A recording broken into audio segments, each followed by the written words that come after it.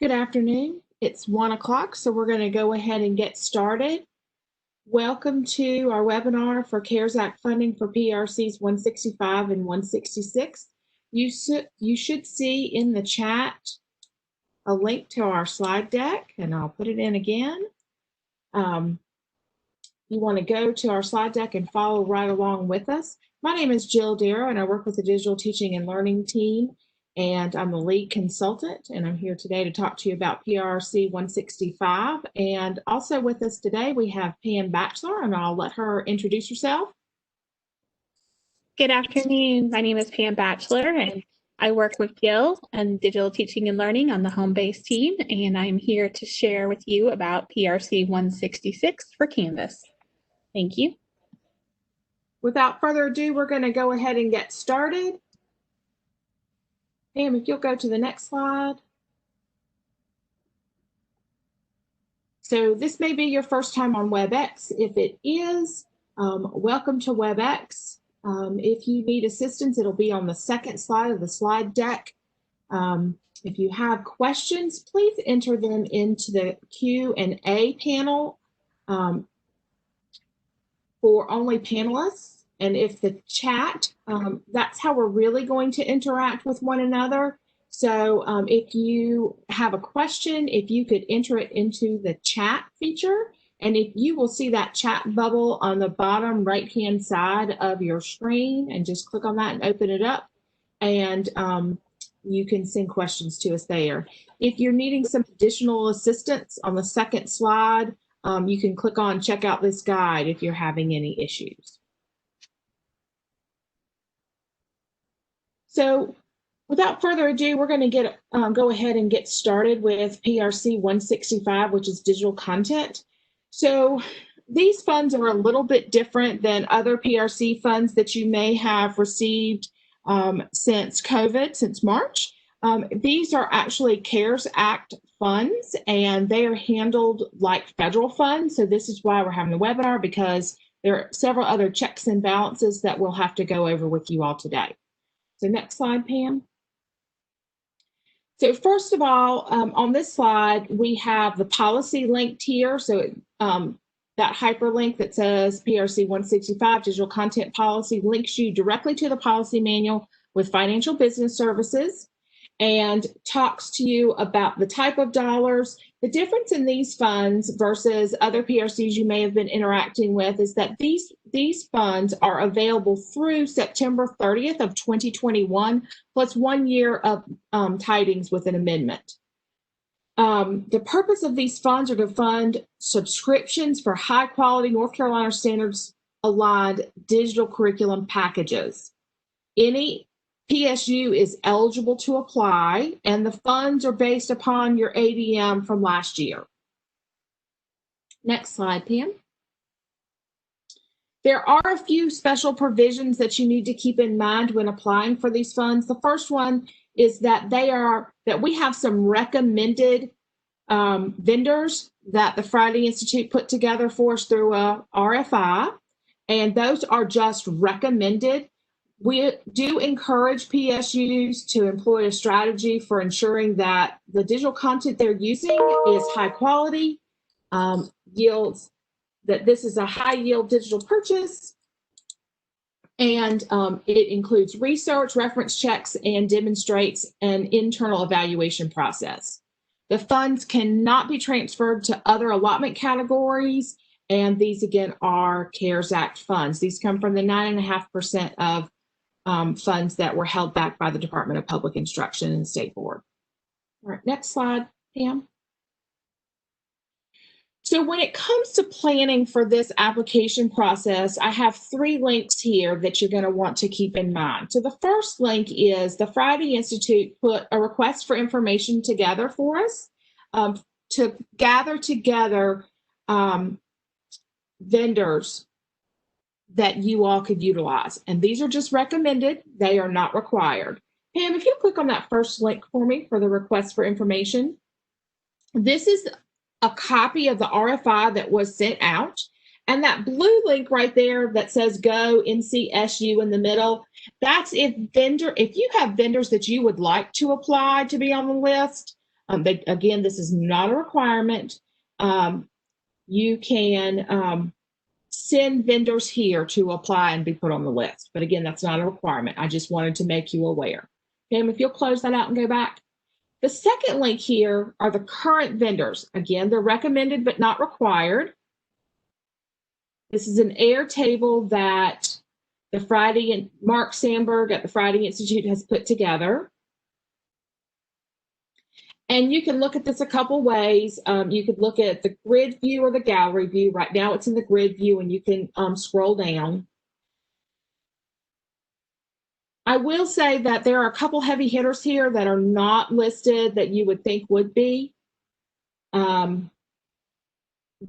again, these are recommended but not required. If you have others that you'd like to apply for funding, that is applicable. And again, here is the gallery view versus the grid view. Thank you, Pam. All right, Pam, if you'll close that out and go back to the presentation. The next are the planning amounts. So Financial Business Service has already allocated each PSU by their ADM a planning allotment. And this link right here takes you to a spreadsheet of those allotments. Pam, if you will click on this link, it's going to download an Excel spreadsheet, as you see in the bottom left-hand corner. And Pam, if you'll open that up to interact with it. So Pam, in column D, if you'll go to the filter in column D, and then click on select all and take that blue check mark out.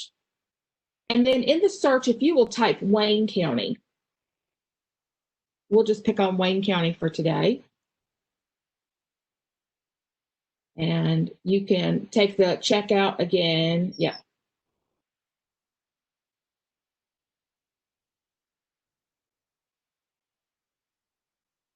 And then you'll have to scroll back up because it's going to be at the very top. So Wayne County Schools, if you look in cell A or column H, you'll see that Wayne County Schools, based upon their ADM, has been allocated $129,045. So that is the amount that they can apply for PRC 165. Do they have to apply for the entire amount? No, they do not, but that is by ADM the maximum that they can apply for at this time. So I just wanted to share with you this spreadsheet as a reference so that you can go and look and see what the planning amount that has been already allocated to your PSU.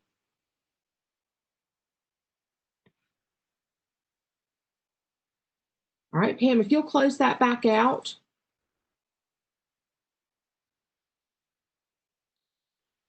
So here is the procedure to apply. First thing you need to do is, for planning purposes, you may be interested in completing the worksheet that is linked here. This worksheet has all of the items that are within the application. That way you can complete the worksheet. It's a forced Google copy. And if you need to stop and start and come back or work with the planning team, then you have a single document that you can work from.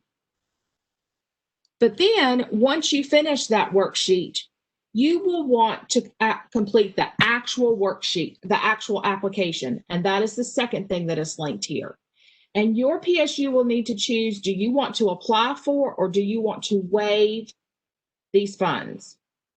We really need, because these are federal funds, for every PSU to complete the application, whether they want the funds or they want to waive the funds. Applications are due by December 11th, 2020. This gives you about a month to complete this application. Since these are federal funds, this is where everyone really needs to stop and listen for a moment. These, if you are in an LEA, the districts, not charter schools, if you are a district, 115 districts, you will have to provide equitable services to your private schools. This is a requirement. And we are going to be combining the equitable services form with PRC 166. So you can provide these services simultaneously for 165 and 166 when you when you reach out to your private schools to notify them, provide them an invitation to consult with you, and then you will need to complete an affirmation form for each private school within your district. While you are completing the application, you will also need to go into BAS and request the amount that you're applying for. You will need to work with your federal programs person within your district or your PSU, because they are the ones that have an NCID and can access the BAS system. All right, I'm going to stop right there and see if we have any questions. Craig, I hope you can hear us. If not, we are recording and we'll get that to you.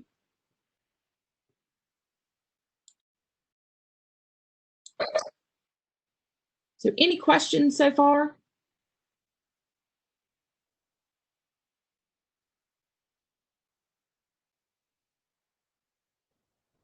So I do see a question. Okay. So if our application is in CCIP, and it is not. Our applications are through Google Forms that are linked on the slide deck, as well as on the quick links at the end of the slide deck. And the reason why we do not have it in CCIP is because it would take us even longer to get the application into CCIP. We would have to program it in there, and it would have taken another 6 weeks to 3 months to potentially add our application to that system. So for the essence of time and to get the funds out as soon as possible, we built our application in a Google form. And the slide deck, I'm going to put that in the chat again. You need to access the slide deck and links. Pam, are you seeing any other questions? Just a couple of quick notes. Charters do not have to do the affirmation consultation process with private schools. That is only for districts. So Shelley, you're correct. Belva, you asked the question, are curriculum leaders supplied with this information? We would like for you to supply them with the information and plan with your curriculum leaders as to what digital content they'd like to apply for.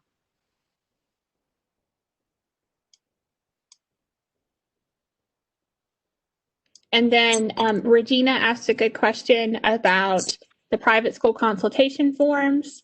So if you actually click on this link here that says affirmations, you will see the affirmation form, and at the bottom of it, there is a link to another Google form where you can use that to upload your private school affirmations. And so we're hoping that you're going to scan all of your private school affirmations into one PDF and send that to us.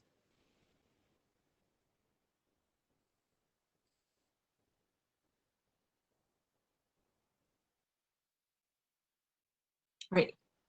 Any other questions about PRC 165 yet?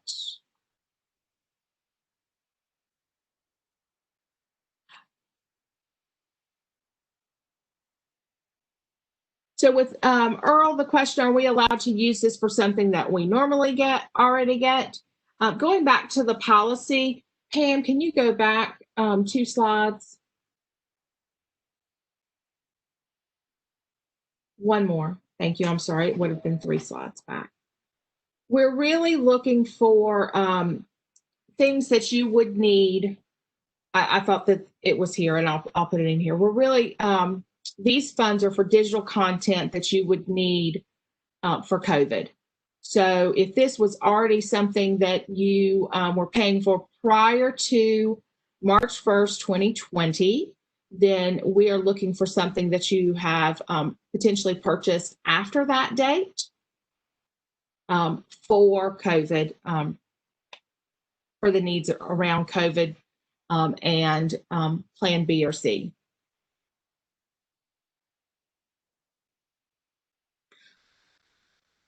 All right, Pam, if you'll go forward to one more slide.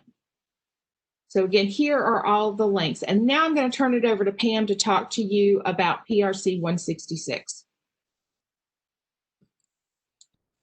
Thank you, Jill. And before we get started, I do see Melinda had one more question about how long it would take a vendor to complete the process to be approved. Thank you for that question, Melinda. Typically, it takes about 3 to 5 days to get that approved. But again, the list that we are providing are just recommendations. They do not have to be on the list, as long as you can, within your application, tell us about how this is a high quality, standards aligned digital content provider.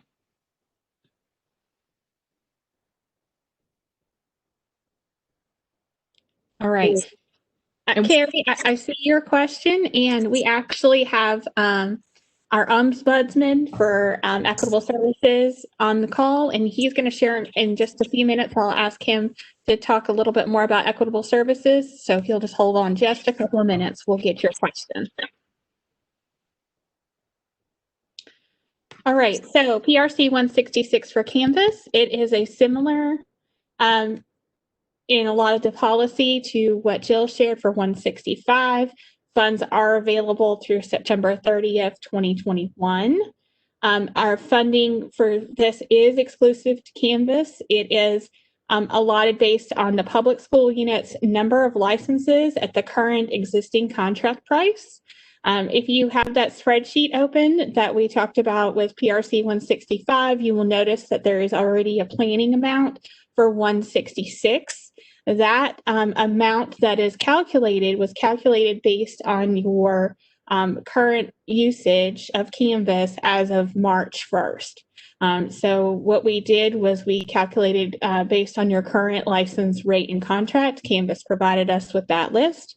So if you are looking at that amount and wondering where that came from, that is from the list that was provided to us from instruction. Some special provisions for our PRC 166. Funds are only to be used for the purchase of Canvas licenses. It cannot be used for any of the add-ons that Canvas offers, such as Studio or ARC or any of the other Mastery Connect, any of those other add-on services. It can only be for the Canvas licenses, and then also for any implementation fee if you are a new public school unit that would like to expand and start using Canvas. You'll notice that the expansion request is at the bottom of our provisions. So just keep that in mind with the funding, that we do have expansion licenses within funds available. So funds cannot be transferred in or out of this category. And if there are funds that are unallotted, then they will be provided to DPI for professional development licenses. So similarly to 165, 166, we have an application. We do ask for you to complete the application if you wish to waive funds. And I noticed that there was a comment or a question about this earlier. Why might a PSU want to waive funding? They could waive funding if maybe they are not interested in using Canvas. So that would be one reason to want to waive these funds. Another reason might be that the funding is not sufficient, but we hope you will take advantage of these funds and complete the application. To assist with the application, Amber, I'm sorry, the way the policy is written, these funds can only be used for Canvas licenses. They cannot be used for any other add-ons. It's written explicitly in the policy. For LEAs, equitable services are required. We have combined the form with PRC 166. Those affirmations are due back to us by January 19th. And as well, as Jill mentioned earlier with 165, you will need to work with your federal programs manager or whoever has access to VAS system to put in a request for your amount that you're applying for, except if you'll see that note right there, if you are applying for a new implementation of Canvas, you will not have a planning amount in the BAS system until we get that processed. So if you are applying for a new implementation of Canvas, we will be in touch with you as soon as your planning amount can be added to BAS, and then you can make that request.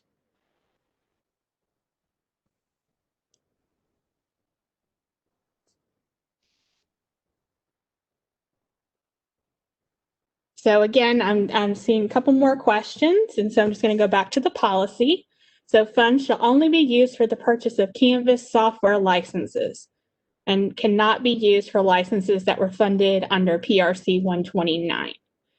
So other things such as professional development, studio, unfortunately, none of those things can be used for this funding. This funding is just for Canvas licenses and implementation costs if you are implementing a new Canvas license. So Pam, if a PSU has not paid their contract for the 21-22 school year, they could potentially utilize these funds for that contract, correct? Yes, that is true. As long as you're paying for the money before as it goes through September 30th of 2021. So yes, you can request this money and use it for your contract for next year.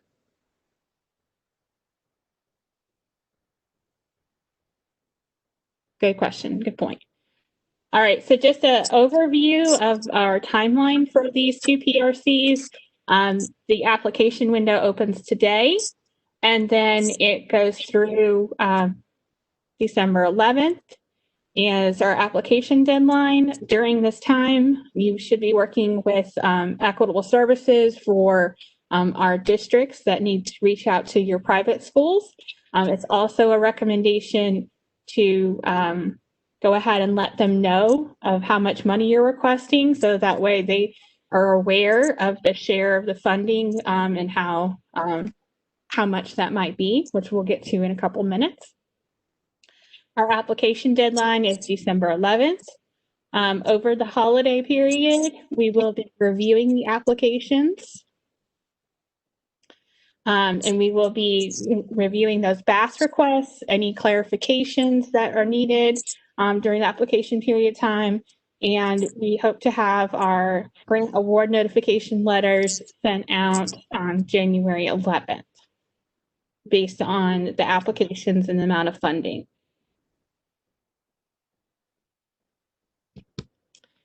All right, I do have a slide here with some links for equitable services. We also are grateful to have Talbot Troy with us to help with any questions about equitable services. I see a couple of them. So yes, Carrie, private schools have to use these funds for Canvas as well.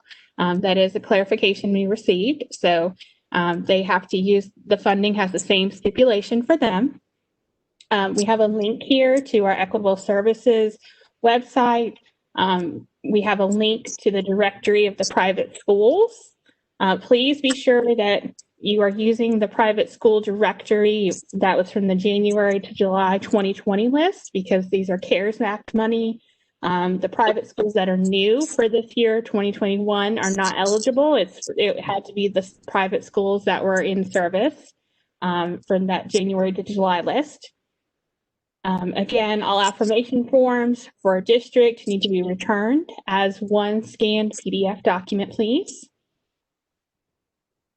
And at this point, Talbot, are you able to unmute? Yeah, can you hear me? Yes, we can. Thank you so much for joining us. Sure, glad to be here. So I do see one question about how to calculate the proportionate share for this PRC, for these PRCs, and it is done in exactly the same way as is done for Title I. The calculator for that is on our website. It'll say it's the Title I calculator, but just use that part of the calculator. You will need your allotment number goes into that or your allotment amount goes into that calculator. The number of low-income children at your Title I served schools goes into that number. Not your total district number of low-income children, but your low-income children at your attendance areas, Title I served attendance areas, and the number of low-income students from those same attendance areas who attend private schools. That's the way it works with Title I.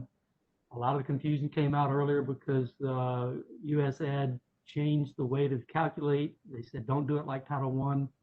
That threw PRC 163 into a lot of disarray, and I know a lot of you are still trying to get that sorted out. But going forward, it's all based on the Title I formulation. So that calculator will work. And we are updating our website, the Equitable Services website, with some more information related to CARES Act. That'll be on there. There may be even be a calculator that's just for CARES Act, but it's the same as the Title I calculator. So you can just use the Title I calculator.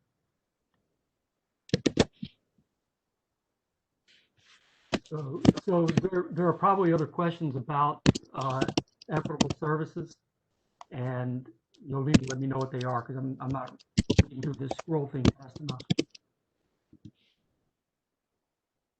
Yes, thank you, Tal. So I'm looking through the questions. Jeremiah, if you could resubmit you put a question in Q&A, but it just says equitable services. I can't see the rest of the question. I see a couple of questions in the chat about if 166 can be used for this school year's Canvas if you've already paid for it. So the answer that I received is it depends on when you paid. If you paid within this fiscal year, so since the start of July 1, then yes, you can reimburse yourself with 166 once it becomes available to you. If you paid before in last fiscal year, then you'd have to reach out to our financial services about that. But I do know the answer is if you paid in this fiscal year, you can reimburse. And Talbot, I believe Jeremiah said he was good. So were there any other questions about equitable services that we haven't gone over? I think I see one, and that is the question, would a participating private school have to use the funds for Canvas? And the answer is yes. The way that this allotment policy manual is written, these funds are to be used for Canvas. That's what they're for Canvas. And so, but what I also point out is the question says, does the private school use their funds for Canvas as well? The private school doesn't get funds. The private school gets the services, whatever the PRC. So the district would use the funds to provide services to the private schools. And it's very important to use language in these conversations that stresses that, particularly when you're having conversations with the folks at the private schools, because they don't deal with this very often. And they may have the idea that they're getting funds, but they're not. They're getting services. The district uses the funds to pay for those services.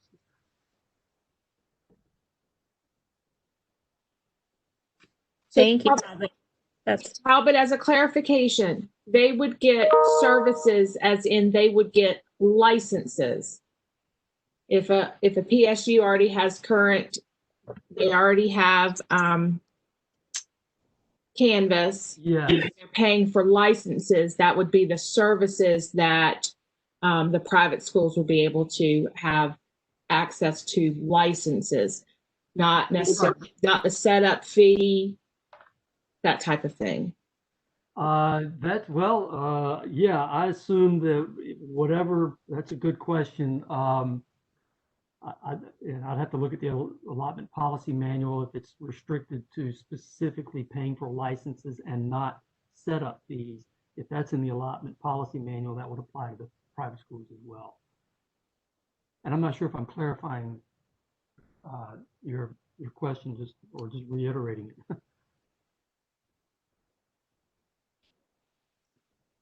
I think that clears it up.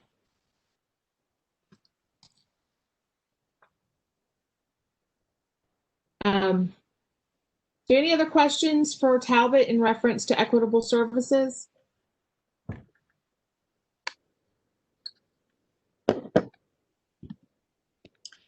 I just want to say, I just saw Cindy's comment in the chat. Would private schools Canvas licenses be under our district's Canvas account? That is one possibility when you consult with the private school. That's part of the consultation process that you go through and discuss the implementation and how this would work.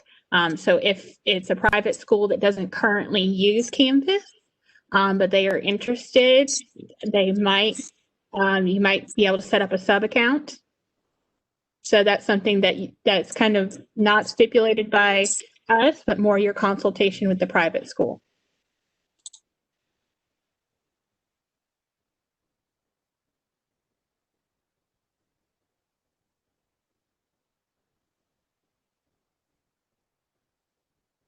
So I see Carrie's question about the online curriculum purchases. So private schools would choose from one already approved.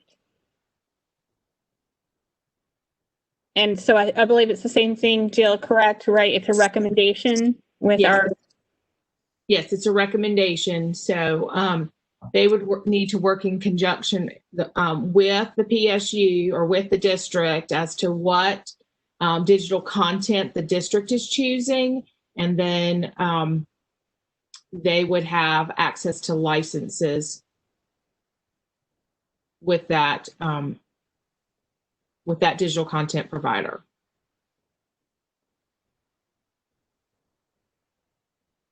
And remember, the list that we have, they're not approved, they're just recommended.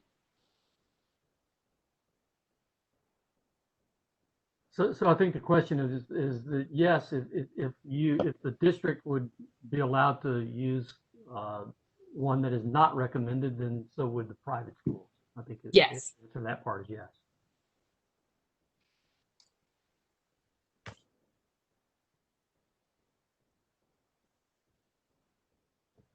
And I see a question: if a PSU waives the funds, will they still have to collaborate with the private school? No, if you waive the funds, you have no funds to pay for services. So therefore, you don't need to consult with them. That's right, and you would check. There's a box on the form that says not applicable, and you would check the box that says not applicable next to that PRC. It's the blue box, and I think most of you are familiar with this form. The green boxes A, B, and C, only the private schools can fill those in, except for that not applicable box. Nothing in section A, B, or C is ever filled in by a district person except the applicable or the not applicable box. And I think you guys are somewhat familiar with this whole layout. So,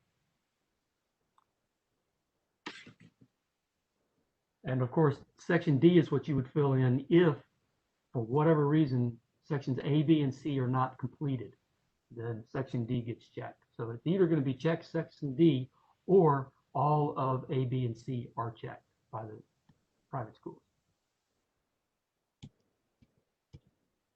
So I see we did have a question about the recommended list. So I'm going to put that in chat again. But you can see the current recommended list on slide 6 of vendors for digital content.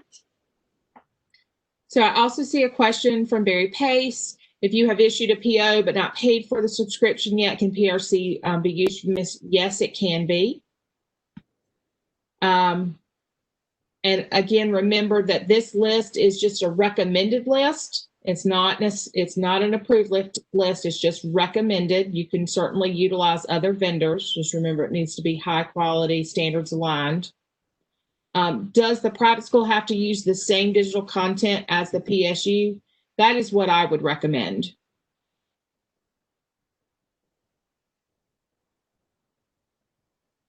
So Michael Sands, who's the district official, the one managing these funds, or federal program director? So the the person that completes the application is the district official, and that could be it could be a superintendent, assistant superintendent, chief financial officer, a chief technology officer, director of technology or federal programs, or even an assistant superintendent. So whoever completes the application is going to be the district official, but they are going to need to work with their federal programs person to make absolutely certain that the request has been made in BAS, as well as the equitable services are provided, that you're sending that invitation or that notification, and that you're having a consultation, and then filling out the forms and then uploading them. But if you fill out the application and put your contact information, that's who we are going to be reaching out to.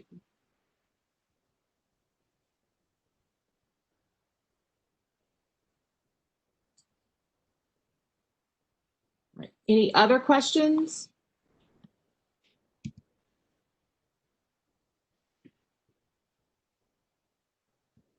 So along with this timeline and links to equitable services, we are also providing you all just some quick links.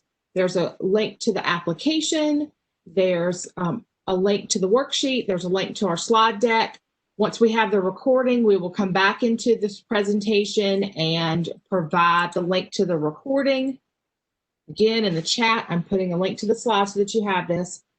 We have a link to the waiver, the link to the affirmation form, and then the affirmation submission form. We have these quick links for both PRC 165, and then we also have them for 166.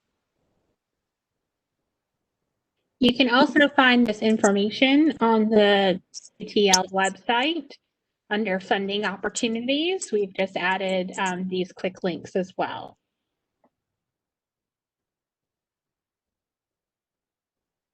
So for your information, if you have questions about PRC 165 with digital content, you can reach out to me, Jill Darrow. Here's my email address. And if you have a question about PRC 166 and Canvas, you can reach out to Pam Batchelor.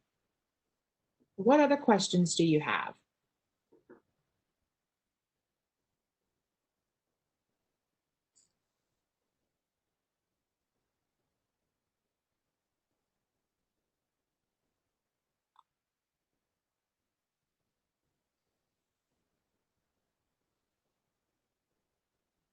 I see a question about Canvas license under the district Canvas account, and forgive me if did you guys respond to that one about a private school's Canvas license under a district's Canvas account? Yes, yeah, we mentioned that could be a possibility. If the private school doesn't already use Canvas, then maybe you would provide some licenses on your Canvas. Okay. And these would be sub-accounts, correct, Pam? That's how I would recommend, yes, that you would set up a sub-account for the private school.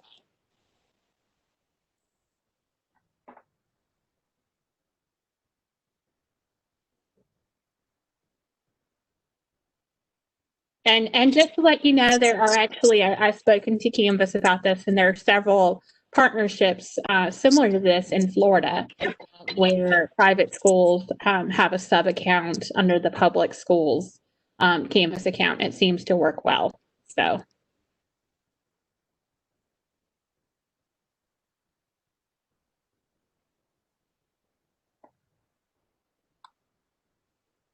All right, any other questions? Pam and Talbot and I will stay on the call. So I see one from Barry Pace. 2 years for the price of 1 or 3 years for the price of 2. Is that okay? So Talbot, these federal funds are, they can use them through September 30th, 2021. Yeah, so I believe that they're, because of, and I always get a little unsure if I'm saying this the right way, but I think that they actually have through, through September 2022 to spend it down. Right, with their if they have an amendment and tidings and that type of thing, yes. Yeah. So Barry, are you saying you're going to get it like a pricing deal where you would pay with these funds, but it would be for 2 years. I'm assuming that's what you mean.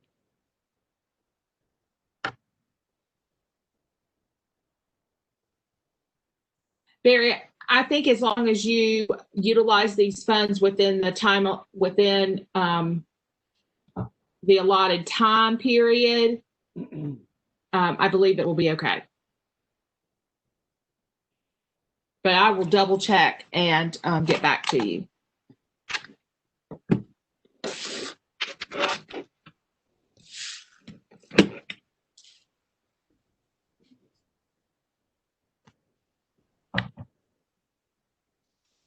All right. Well, Jill and I will stay on the call for a couple more minutes, but we do want to thank, we had Nathan Craver on the call as well as Talbot Troy.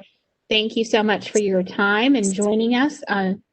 We are recording this webinar, and we will process the recording and add it and send it out just as soon as it is processed.